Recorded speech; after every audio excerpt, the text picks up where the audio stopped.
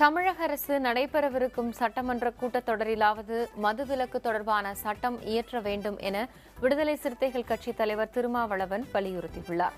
பெரம்பலூரில் செய்தியாளர்களை சந்தித்த போது அவர் இதனை தெரிவித்தார். மதுவிலக்கு கொள்கையில் விடுதலை சிறுத்தைகள் கட்சியும் சரி, மக்கள் நல கூட்டணியும் சரி மிக உறுதியாக இருக்கிறோம். 5 ஆண்டுகள் ஆட்சி நடத்தி முடித்திருக்கிற அதிமுக இந்த கடைசி கூட்டத்தொடரிலாவது மதுவிலக்கு கொள்கையை நடைமுறைப்படுத்தக்கூடிய வகையில் சட்டம் ஒன்றை இயற்ற வேண்டும். அந்த அறிவிப்பை உடனடியாக இந்த கூட்டத்தொடரில் செய்ய வேண்டும் என்று கேட்டுக்கொள்கிறேன்.